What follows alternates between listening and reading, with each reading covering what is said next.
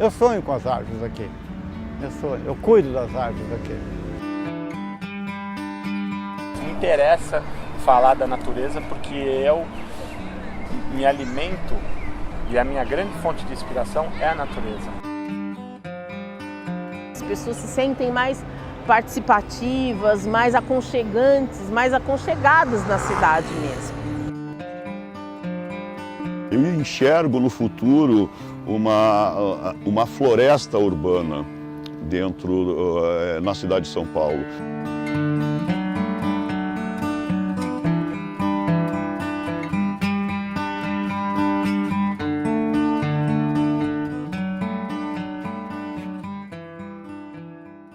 Nós estamos no bairro da Penha, na zona leste de São Paulo. Eu caminhava por aqui todos os dias e via que essa região aqui estava cada dia mais degradada. E numa das minhas caminhadas, mais precisamente lá no dia 23 de novembro de 2003, vendo isso todo dia, pior, numa segunda-feira, eu resolvi mudar isso daqui.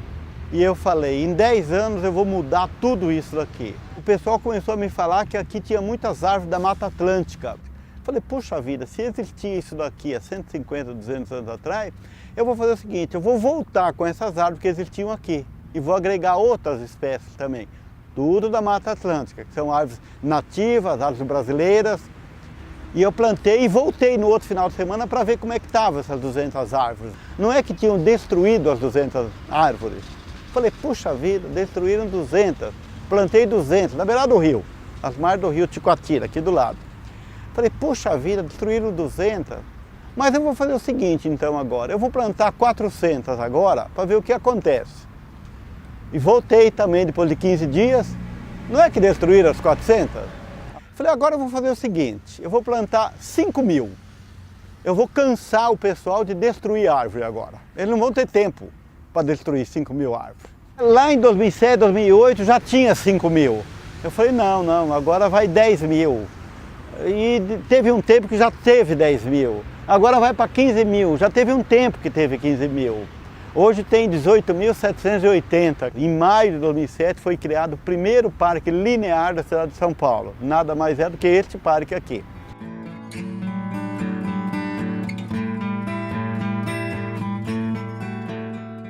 Ticoatira, ele é um parque linear que só teve a preservação da APP, que é a Área de Preservação Permanente, que está prevista no Código Florestal.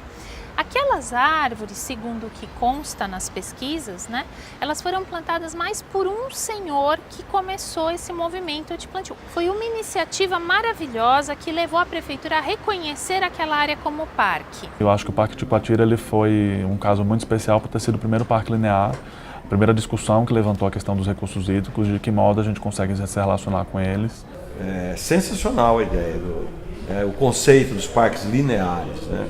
Você faz a preservação das matas ciliares, você protege a água, né? E ao mesmo tempo oferece áreas de lazer para a população. De uma forma contínua, vai serpenteando assim. Acho que especificamente os parques lineares, eles existem por uma necessidade de tratamento com relação aos recursos hídricos.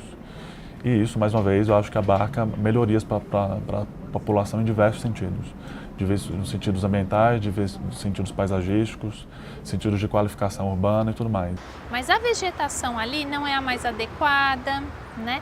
Existem alguns equipamentos sociais, mas é uma área encalacrada entre duas grandes avenidas, né? O rio está em taludes de concreto, então, puxa, sabe aquele ditado, em terra de cego quem tem um olho é rei? Então, né? Então, o Parque Ticoatira é muito melhor do que a Avenida 23 de Maio, que tem um rio que está lá embaixo. Né? Então, será que é isso que a gente quer como parque linear? Eu não sei, mas é o mínimo, mínimo, é alguma coisa como Ticoatira. 90% das pessoas pensam que é o poder público que faz isso. Não é o poder público, é uma pessoa que faz isso daqui. Não menosprezando, o poder público não pode tudo. Mas o ser humano tem que ajudar, tem que colaborar. Eu acho que tem que ter uma mobilização governamental para que seja incitado isso dentro do poder público. Eu acho que tem que ter uma mobilização técnicos que de alguma forma deem conta do recado de fazer isso, e você precisa ter mobilização da população. Se você tem pessoas que lutam pelo desenvolvimento de um parque público, necessariamente o projeto do parque, a gestão do parque, ele fica com mais qualidade.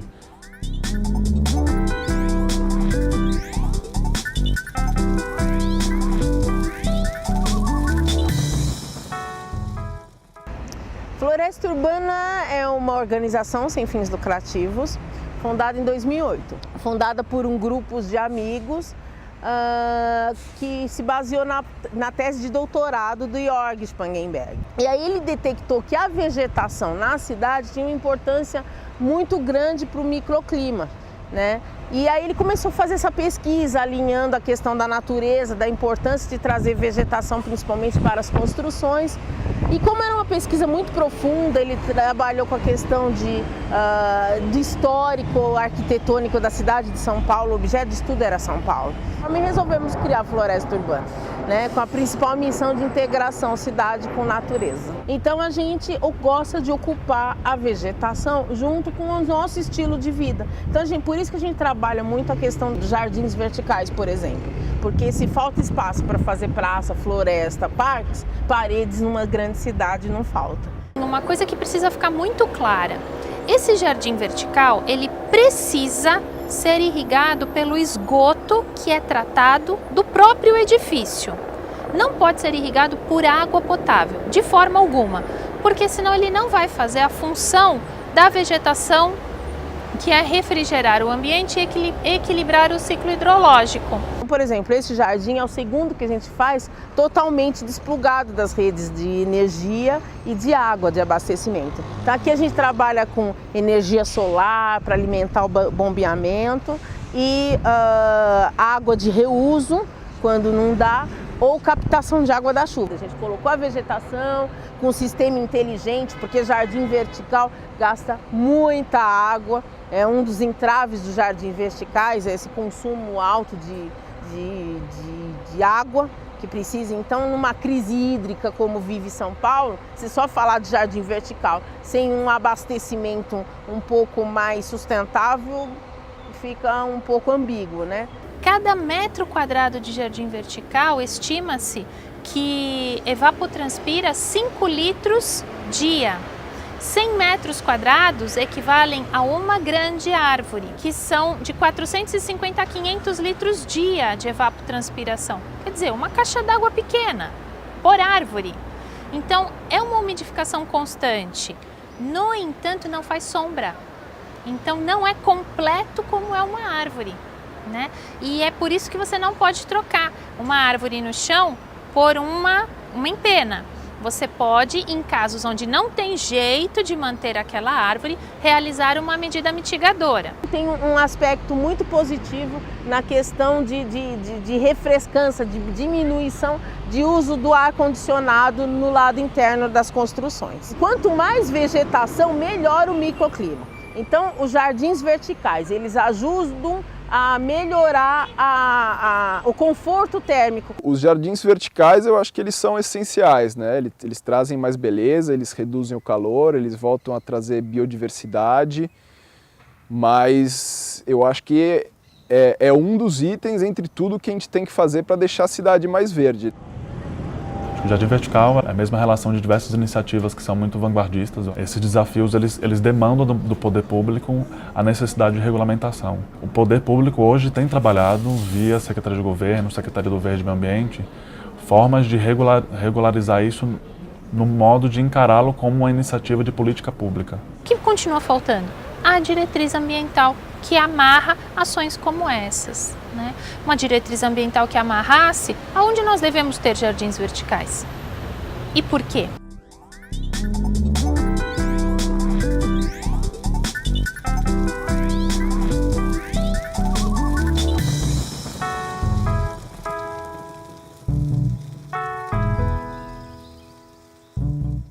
Preservação e mesmo aumento de áreas verdes é uma política muito importante do ponto de vista da saúde. Esse ambiente no qual estamos inseridos, ele vem sendo degradado, né, ao longo das décadas, dos séculos, e com isso uma série de implicações ou de impactos na saúde vêm surgindo. A poluição do ar, por exemplo, já é a 10ª causa mais importante de mortalidade no mundo inteiro. Então o ambiente tem uma influência muito grande e, claro, a urbanização, que é basicamente essa mudança, né, que a gente vai fazendo, né, incultando no meio ambiente, então vai transformando esse meio ambiente em geral de uma maneira ruim, né, com impacto negativo.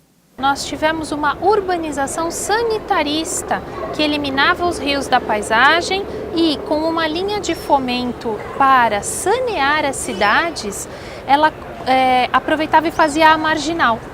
Então retificava o rio, conduzia os esgotos para o rio, é errôneo, mas era o que se fazia, e depois colocava a pista em volta para deslocamento, eliminava essa vegetação.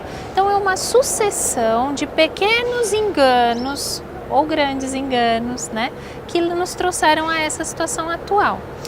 A vegetação, ela evapotranspira. O que ela faz? Ela respira, como todos nós, só que ela filtra o ar nessa respiração. Então ela tem a capacidade de reter algumas impurezas existentes no ar. Para remover CO2 do ar, as árvores trocam a molécula de CO2, né, por moléculas de água. Então as árvores, as florestas evapotranspiram, né? E 1 metro quadrado de floresta, ela lança na atmosfera uma quantidade de vapor d'água equivalente ao que é evaporado por 6 a 8 metros quadrados de oceano. A falta do verde afeta diretamente na questão, novamente, da evapotranspiração, associado à multiplicação do que se chama ilhas de calor. Então, na cidade se multiplicam várias regiões onde as ilhas de calor acabam criando microclimas que se diversificam dentro da própria cidade. Então você muitas vezes tem chuva a 5 quilômetros daqui e não tem chuva aqui, ou vice-versa. Então você tem áreas que acabam se caracterizando como espaços nos quais há uma redução da evapotranspiração, ou seja, da capacidade de absorção, não, do CO2, não? Provocado pelas plantas e pela vegetação. Tem diferença de temperatura entre um bairro arborizado para um bairro menos arborizado? Sim, né? Com certeza tem. E muitas vezes essa diferença de temperatura chega de 3 a 5 graus Celsius. Né? Por que tem diferença de temperatura? O que mais faz a cidade esquentar são as superfícies escuras, né? No caso, o asfalto. Tá? Então, quando o sol bate no asfalto, ele esquenta o asfalto irradia essa energia na forma de calor. Né? Então, quando a gente tem um bairro arborizado, o que acontece? Duas coisas acontecem, principalmente. Primeiro, as árvores bloqueiam boa parte da radiação solar de chegar no asfalto. O outro é que a água que elas evapotranspiram pelas folhas, elas retiraram do subsolo. E essa água evapotranspirada, ela é fria, porque ela estava no subsolo. Então as árvores, nesse caso, as florestas urbanas, elas funcionam, a gente pode fazer uma analogia com ar-condicionado. Né? Por isso que tem essa diferença de temperatura tão grande. Ao contrário do que pode parecer, São Paulo não é das cidades mais secas como se pensa. O problema de São Paulo é a distribuição. Nós temos verdadeiros pulmões de verde na zona sul e no extremo norte da cidade. O índice de arborização difere exatamente porque a própria organização da cidade ela difere de acordo com a região em que ela está sendo desenvolvida. Muitos dos bairros que a gente tem hoje como bairros verdes, eles são assim porque foram loteados a partir de premissas em que o verde estaria presente dentro das ruas e das vias. Então a gente teve uma influência muito grande, por exemplo, num tipo de loteamento inglês, pelas companhias sítio e tudo mais, que hoje são os bairros jardins e que hoje são os bairros predominantemente verdes. Quando há um projeto de loteamento, esse projeto de loteamento obedece uma lei federal, que é a Lei 6766, que é a lei que está em vigência até o momento. Nesta lei existe uma exigência de que 15% da gleba seja uma área pública verde, mas não tem uma exigência quanto à arborização das ruas desse loteamento. Então, este paisagismo, ele vai ser mais efetivo ou menos efetivo de acordo com o loteador. E por isso nós temos regiões na cidade, às vezes até de um loteamento irregular, de uma ocupação, onde não foi prevista essa questão da vegetação urbana de forma adequada. Agora, a gente tem uma grande parcela da cidade que ela é irregular até hoje. Então a questão de muitas áreas, principalmente nas áreas periféricas, não é nem a questão da arborização. Muitas dessas áreas sequer têm calçadas, sequer têm vias, muitas delas, dentro das condições exigidas e normatizadas que a gente tem no desenvolvimento da cidade. Você precisaria de um projeto para conectar, a palavra é conectar essas áreas que estão dispersas, né? E até restaurar áreas de calha de rua, onde você não tem as árvores, ou porque morreram, ou porque teve algum problema, precisou cortar, enfim.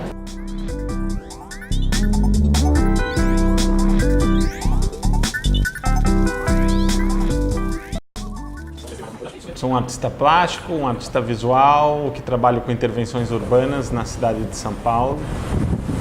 E normalmente o meu trabalho faz provocações e reflexões sobre a nossa relação com a natureza e com a paisagem urbana da cidade. O projeto Árvores Caídas, que já se transformou numa intervenção conhecida no Parque Ibirapuera, nasceu de um convite de uma agência que queria, de alguma maneira muito criativa, chamar a atenção do público e da população da cidade para a questão das centenas de árvores que caem na cidade por motivos errados. Por que motivos errados? Porque nós temos a falsa impressão de que a culpa da queda das árvores são delas, mas não.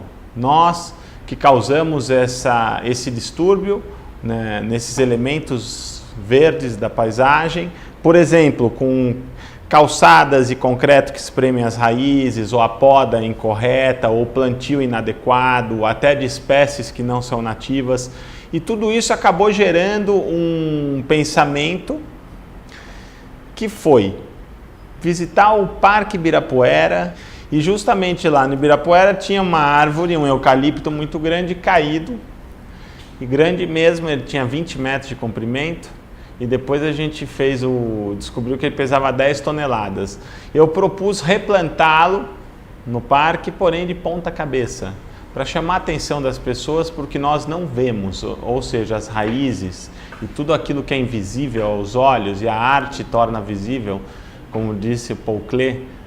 E além disso, eu também tive a ideia de colocar uma figura humana de ponta cabeça lá em cima, justamente para despertar o olhar e chamar a atenção das pessoas que circulam no principal parque da cidade. A cidade passou a ter um grande índice de ventanias em que não se tinha antes, e que passou a, de fato, ter muito mais queda, e essa temática ficou muito mais em voga, né? As árvores, elas têm um ciclo de vida, né? E quando chega um determinado momento, aquela árvore morre, sua estrutura começa a ficar mais fragilizada por decomposição, ação de cupins, etc., né? E chega um momento que essa árvore inevitavelmente vai cair. Ela pode cair realmente, porque aquele estado de decomposição chegou num nível insuportável, ela vai cair facilmente, ou ela estava num ponto ainda intermediário desse estado, né? E tem alguma ventania, algum evento climático extremo muito forte, né? Uma chuva muito forte, né? Como a gente já viu, algumas chuvas em São Paulo com muito vento, tem um grande número de árvores que acabam caindo. Hoje o que é feito, né, é um processo de controle do que acontece. Então, quando cai uma árvore, você vai lá, faz a remoção e tudo mais. Mas a gente está começando, acho que, a desenvolver, via no município, processos e procedimentos que ajudem a ter a prevenção da queda de muitas dessas árvores. As políticas públicas têm um grande desafio de preservar o verde. Nesse momento em que muitas árvores têm caído, tem que encontrar uma forma de renovar esse estoque de árvores com árvores que sejam mais resistentes, não? Porque quando essas árvores foram plantadas, a vida na cidade era bastante diferente, era muito, digamos, as árvores sofriam muito menos estresse, se deterioravam muito menos, não? E o conceito todo dessa exposição era, então, chamar a atenção das pessoas de uma forma provocativa e lúdica também, para a relação que o homem tem com a natureza em São Paulo. E as árvores caídas, então, eram simbolizadas por esse enorme eucalipto plantado de ponta cabeça, como se eu tivesse ressuscitado uma árvore que já estava morta, estava condenada. Um enorme desafio que a gente tem é de trazer para a sociedade a importância de que ela esteja cada vez mais disponível para ter uma convivência com práticas educativas para a sustentabilidade, não? A palavra sustentabilidade não é como a palavra da moda, mas a palavra sustentabilidade como algo que articula meio ambiente com a situação econômica e com justiça social. A minha arte, ela cria um curto-circuito nas pessoas e reconecta o grande público, muitas vezes, que anda extremamente anestesiado na cidade. Eu costumo dizer de que a arte tem esse poder de reconexão dos sentidos e até do instinto das pessoas. E o meu trabalho, principalmente o trabalho que está mais relacionado com as questões ambientais, elas provocam o olhar e dessa maneira elas geram reflexão sobre um assunto que muitas vezes não é um assunto muito interessante, é um assunto chato ou explicado de forma complexa, como a sustentabilidade. O meu trabalho vai levar uma mensagem de uma forma diferente e direta para as pessoas.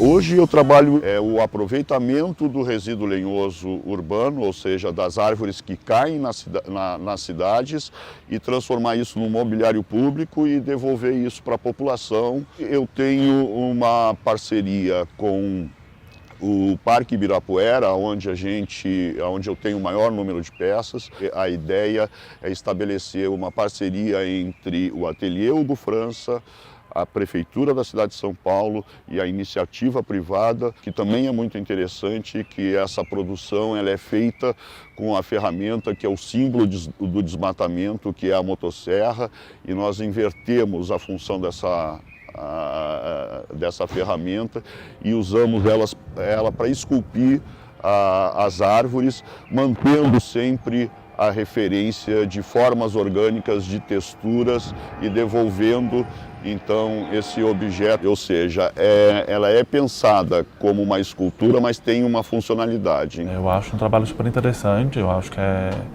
uma tendência nossa também de reaproveitamento desse material, que hoje muita parte do material que proveniente da queda das árvores, muitas delas é descartadas, né?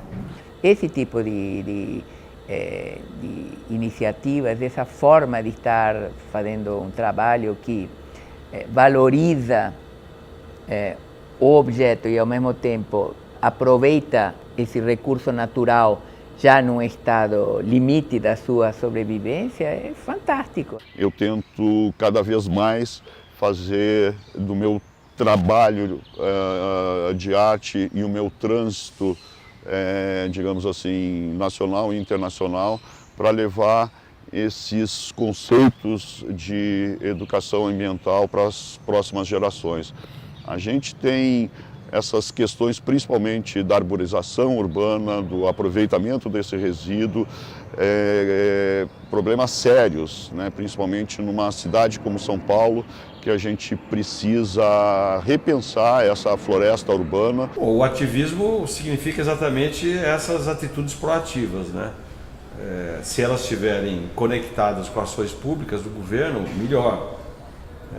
Se o ativismo estiver sendo estimulado por entidades da sociedade civil, ONGs, ou qualquer coletivo que exista, melhor. Os movimentos sociais e ambientais e as ONGs são fundamental para a preservação do meio ambiente e também para a melhoria da justiça social, né?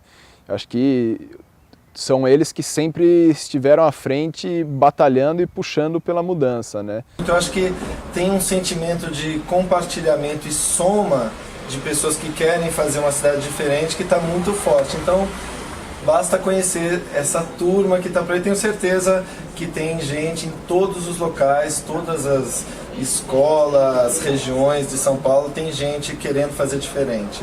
Então a mensagem que eu deixo é que diante das dificuldades que possam aparecer, diante de uma ideia que você possa ter de contribuição com o planeta, é que você faça, simplesmente faça. Tenha esse olhar sensível com relação às questões principalmente do planeta, do meio ambiente, que é uma questão muito preocupante, uma questão de extrema delicadeza e vendo isso, regace as mangas. Regace as mangas. Toda ação que emana da sociedade significa que essa sociedade está corresponsabilizada, essa sociedade está envolvida, essa sociedade está motivada. A gente nunca sabe o futuro, né? O que eu imagino é que isso vai estar tão forte que não dependa mais de alguns movimentos, algumas organizações. Isso já vai ser o padrão da nossa sociedade, né? Já pensou se existissem nesse emaranhado de 10 milhões de pessoas, se tinha 10 hélios? Seriam 180 mil árvores já até agora, cada uma plantando 18 mil. 180 mil. Você já pensou se nesses 10 milhões tivesse 100 hélios? Seria 1.800.000 árvores. Olha, que coisa bonita.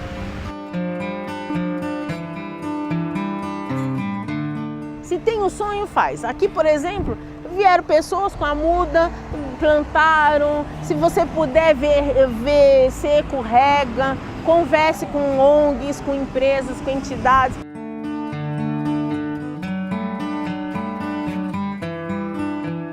O artista, eu digo também que a gente não transforma o mundo.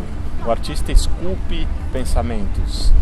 Ele molda a mente das pessoas e, com sorte, esculpir muitas mentes, aí sim a gente tem uma possibilidade de transformação da realidade.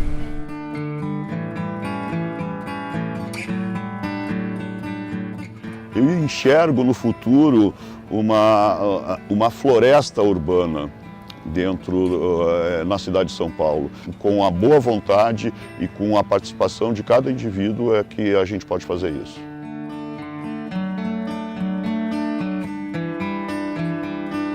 Eu queria que as pessoas fossem às ruas não por 20 centavos, mas pelos rios da cidade.